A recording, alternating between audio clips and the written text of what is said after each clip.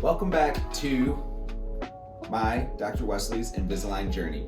I know we've had kind of a chronological gap, and believe it or not, it is very challenging to coordinate healthcare or orthodontic care for yourself as the orthodontist. And at the moments that I am able to coordinate that care, I also need to coordinate someone to film me. So this has become a little bit of a challenge, but the Invisalign Journey does roll on. So here we go.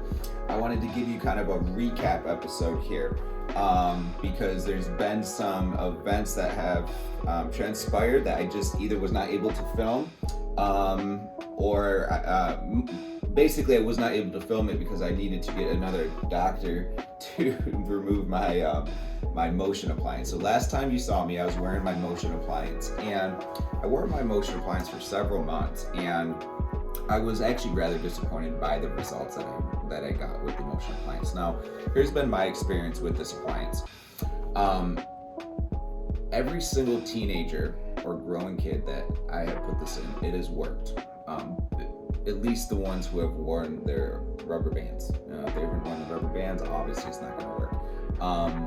Now, when I have used this on adults, it has worked the majority of the time, but there's been a few patients where it just does not work, and I don't think it's a compliance issue, meaning I don't think it's because they haven't worn the rubber bands. I just feel that, and any orthodontist will tell you this, teeth just don't move as easily when you are older, when you have more mature and dense bone.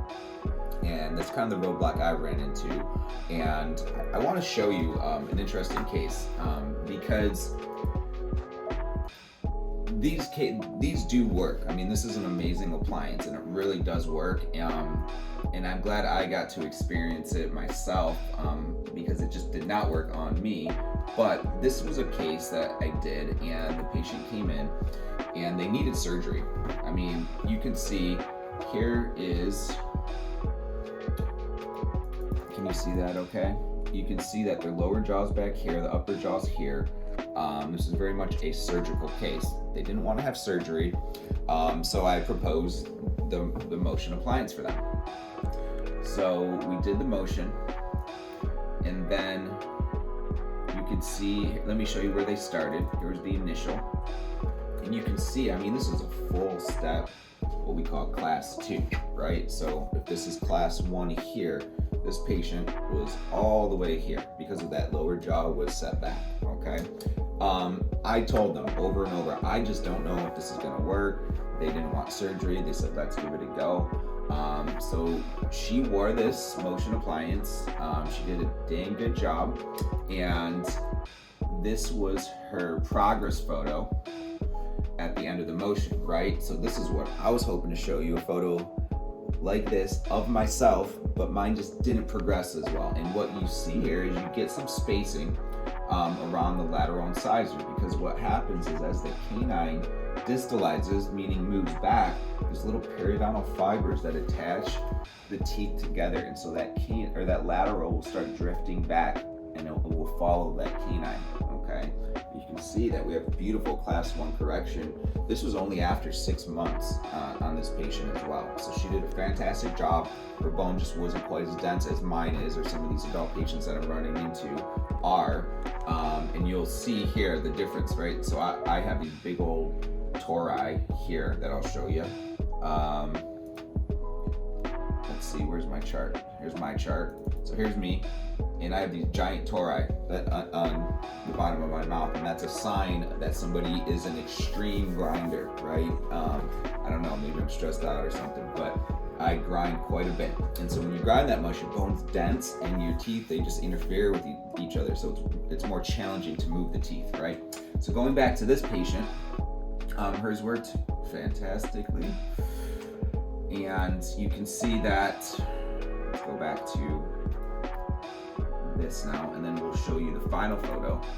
Once we get to this point, what we do is we take the scan, we take new photos, and we send this all into Invisalign, okay? And then we finish up with Invisalign or braces. You know, if you wanted to do braces at this point, we could switch to braces, but I'm doing Invisalign, she was doing Invisalign, so we switched to Invisalign, right?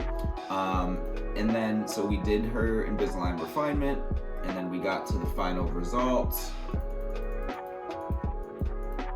And you can see, beautifully corrected, class 1 canine, class 1 canine, midlines are on, acceptable overbite and overjet. I will show you the final ceph.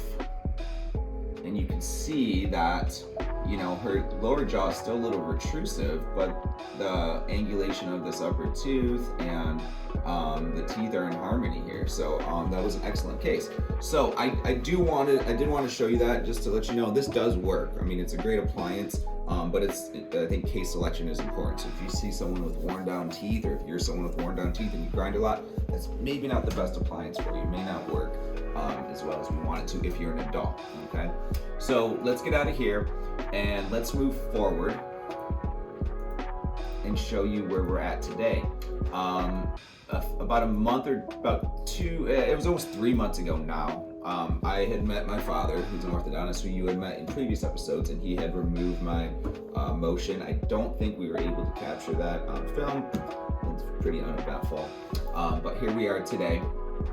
And with the motion, I did get some progress. There were some spaces between my teeth. And what I want to show you now is my clean check. And here's what we're gonna do moving forward. I thought, okay, and this is the same conversation I would have with one of you. You know, if you're an adult patient, we would say, okay, we didn't get the correction we wanted. You've been at this long enough. We don't want to waste any more time. You know, if you want to correct this front to back issue and you were a surgical patient like mine, well, we could revisit that. And what does that mean? Let me just go back here and recap my jaw position initially. You can see here that here's my upper jaw and my lower jaw is way back here. I mean, we're trying to do something that it's challenging, right? And we're trying to compromise for something that ideally should be corrected surgically, right? Because my lower jaw set back, we want to bring the lower jaw forward. That's just not worth it to me. And you know, if your profile is something where your chin's retrusive and it bothers you and you want to discuss surgery, okay, well, we can go that route. For me, it doesn't bother me. It's not that big of an issue. So I want to see how far I can correct this dentally, okay?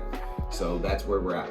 And I got to the point where I said, okay, is this good enough? And it wasn't. It could have been good enough for me. The problem is, I'm a tooth nerd and I wanted to experiment a little bit more, okay?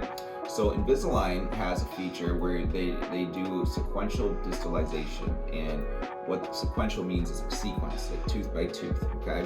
And I do this on a lot of Invisalign patients, teen patients, younger adult patients, and I thought, okay, how does this compare to the motion? And so this is kind of me wanting to experiment a little bit more and just see what these tools that I use every single day are capable of. So you can see we have on my right side a class 1 canine here, okay? This is where that tooth was taken out. We have this tooth kind of hanging out where it is.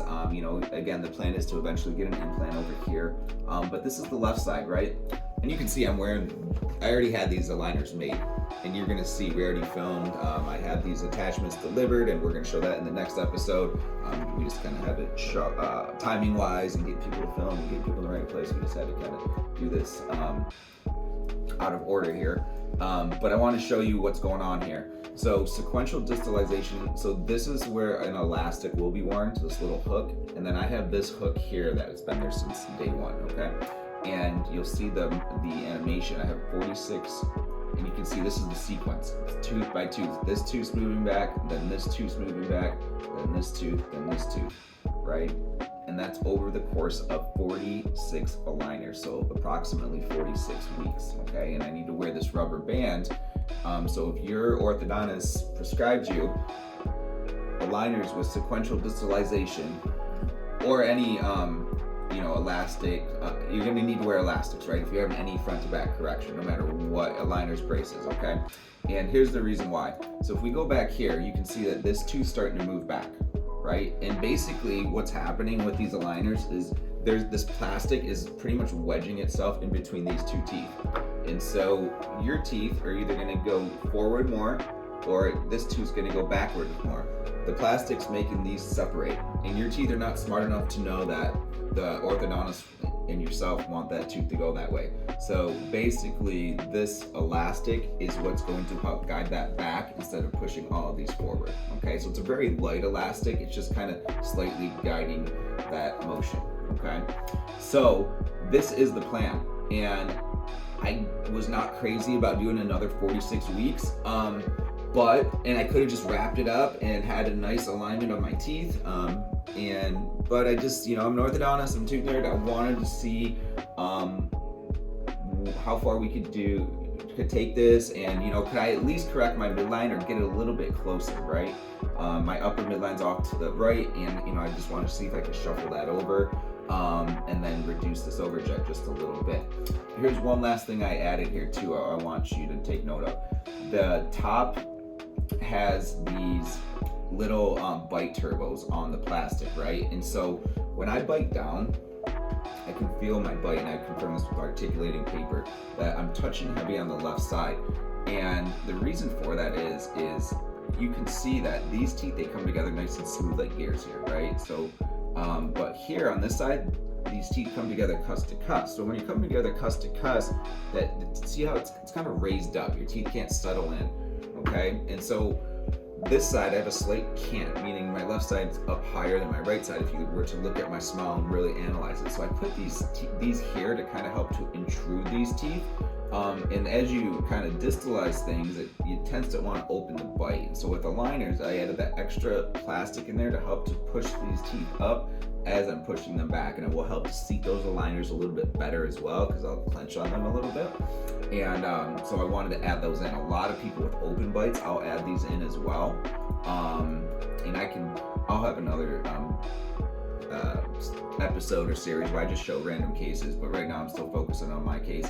And these just help. What they do is there's a wedge, right? So if you have them on both sides and you're intruding that wedge in the back right here, then it tends to close that bite down in the front, right? So I'm trying to take advantage of my own clenching and my own muscles, my own biology here to facilitate these movements, okay? So anyways, this Invisalign plan, originally my intention was to intrude my second molar, relieve my temporalis tension, just improve some alignment. That went well, so I thought, okay, now let's experiment with the motion appliance. That didn't go so well, and I know why. And now I thought about wrapping it up after the motion appliance and a few aligners, but I said, you know what? I'm not gonna do this again. Let's just keep it rolling here. So here I am, keeping it rolling, which gives me an opportunity to educate you all more and share my experience. So I hope you're enjoying it.